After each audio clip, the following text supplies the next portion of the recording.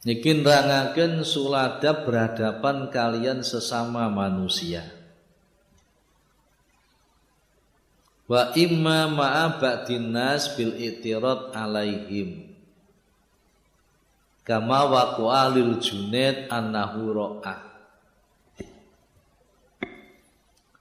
Tata krama sing elek dalam bergaul kalian manungsa. Niku ndindi tumindak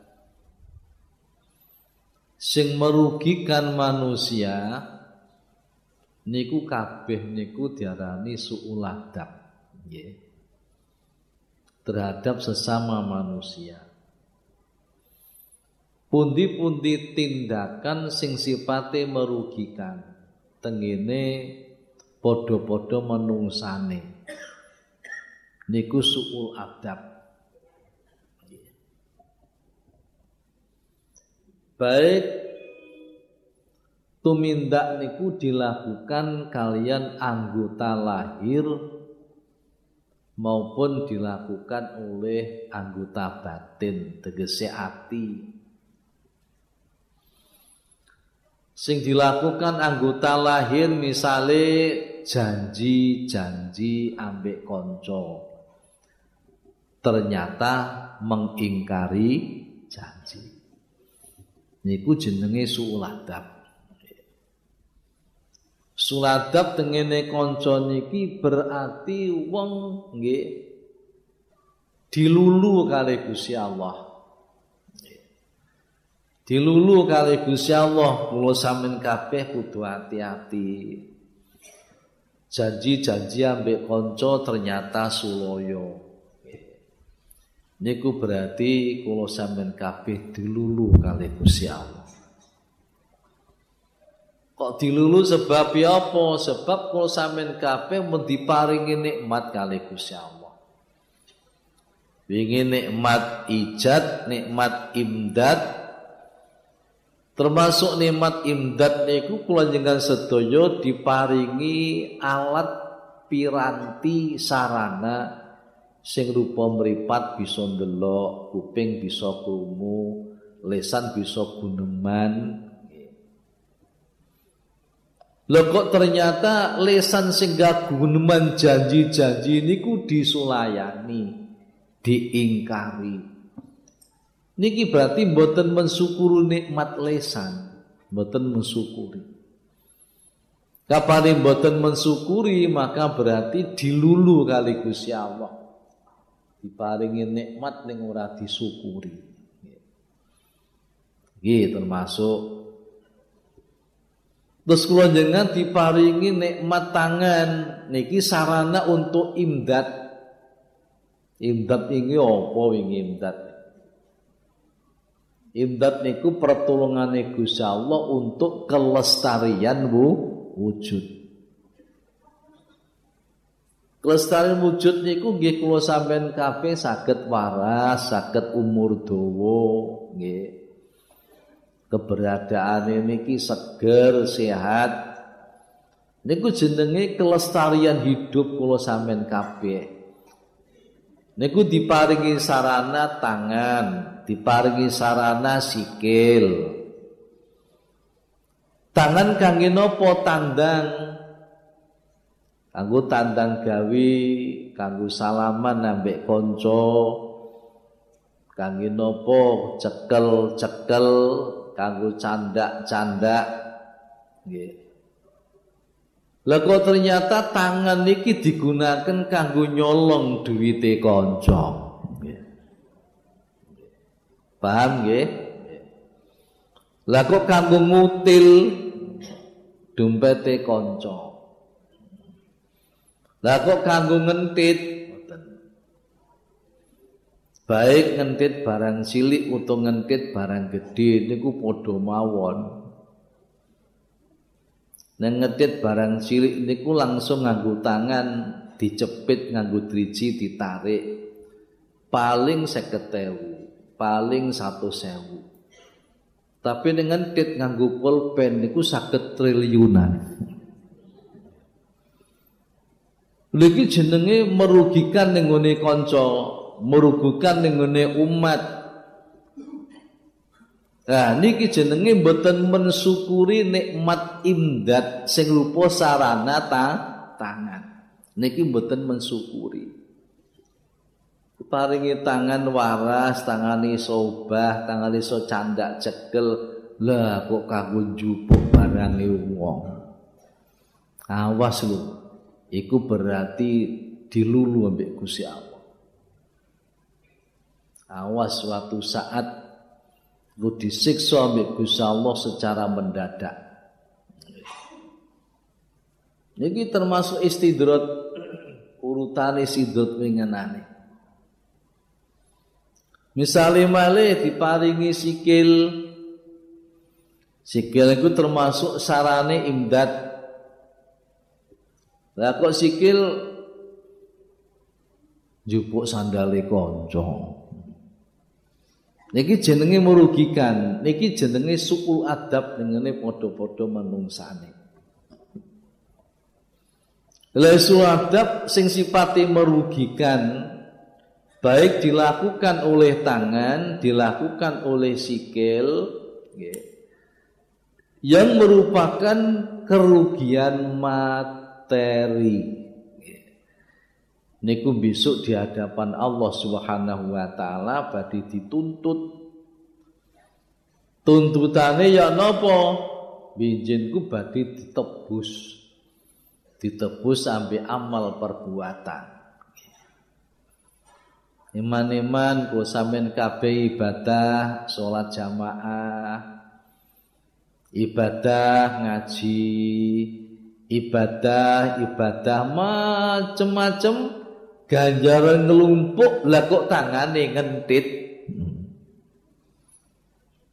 Niku besok iku bakal ditagih kali sing bersangkutan. Nggih, ditagih sama dhisik tau njupuk kelambiku biyen. Klambi seragam pramuka mbok jupuk. Lha iku padha ae masuk santri wong desa ya sami mawon. Kadang-kadang arek santri gemagah, nek santri gak apa-apa. Oh tambah nemen. Soalnya santri sekelane kitab Kalian kitab malah melanggar, malah nemen niku siksaane. Besok bakal ditagih bareng ngoten dijupono ganjarane amal salat diwehnono tak ijoli iki. Ganjarane amal poso diwehnono tak ijoli iki. Tuntutan masih belum habis, pahala sudah habis untuk nebus. Terus diarani muflis iku jenenge wong bangkrut nggih menurut istilah Rasulullah sallallahu alaihi wasallam. Nabi nate tanglet kon ngerti muflis. Sahabat jawab, muflis niku nggih tiyang mboten gadah fulus ya Rasul. Mboten gadah fulus, dhuwit receh mon mboten gadah. Duduk kuwi sing tak maksud, muflis kuwi wong bangkrut. Sowan ning ngasane Gusti Allah nggawa ganjaran akeh. Ganjarane salat, ganjarane haji, ganjarane poso, ganjarane sedekah. Baju ning kono dituntut karo wong-wong sing biyen tau disalahi. Nggih. Wong-wong sing biyen tau disalahi. Disalahi napa? Dijipuk sandale. Disalahi napa? Dijipuk klambine. Disalahi napa? Dijupuk duwite. Disalahi napa? Nyilih kalung gak balik. Nah, niki jenenge disalahi niku besok bakal teko. Wonten masa niku teko padha nuntut dhewe-dhewe. Mulane dawuh Kanjeng Nabi fal yatahallalhu minhu al-yauma qabla alla yakuna dinarun wala dirhamun. Pompong sik ning donya njang njaluk halal. Ning dina iki dina donya njaluk halal. Aja sampai tekan dina sing ning dina kono gak ana duit dinar gak ana, duit dirham gak ana, nek diterusno duit rupiah, yen, dolar, real gak ana. Nek wis gak ana ya apa? In kana lahu amalan soleh ukhidha minhu biqadri madlamati. Kapan wis ning kono, engko kapan wong duwe amal soleh, amale soleh dilungno yang sesuai dengan kesalahannya. Amale sing apik dilungno maneh sesuai dengan kesalahannya.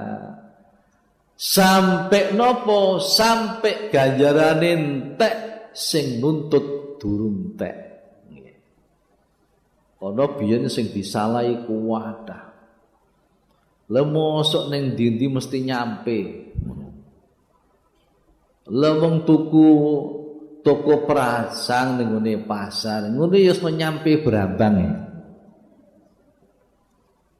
Yang warung entek godhoh 5 kondo 3. Nah ngono ning ndi-ndi nyampe terus. Lah iku besok bakal nuntut kabeh niku. Nuntut kabeh. Disampai sing nuntut belum habis, pahalanya amal sudah habis. Itu jenenge wong sing bangkrut. Nggih. Para bapak, ngene iki jenenge dilulu mbek Gusti Allah. Dilulu ya apa? Ben ngentit brambang gak konangan. Dilulu niku. Ben ku ngentit dhuwit gak konangan, dilulu. Ben ngentit apa ngono, arek pondok wedok ku sing suwering laku kathok. Ku paling angel golekane kathok niku. Mosok meksine kanca dicincing kabeh ngono, goleki kathok. Iku paling sering. Sing temen maneh arek lanang iku ya ngono gene nyenggreki kathok. Kathok arek wedok disenggreki. Iku tawono ngene iku kecekel mbek pengurus. Lho bareng dicek wis oleh sak kerdus aku wae kebek. Ditakoni kon ku lha musik kok njupuki sandangan kok mbur kathok tok. Unine gua apa gregetno tombo kukul Pak jar. Niku jenenge ngugekno, niku jenenge suladap. Kok den suladap niki mboten mensyukuri nikmate tangan. Mboten mensyukuri, mbek Gusti Allah kok gak diparingi kecekel. Lha iku jenenge dilulu. Jenenge dilulu.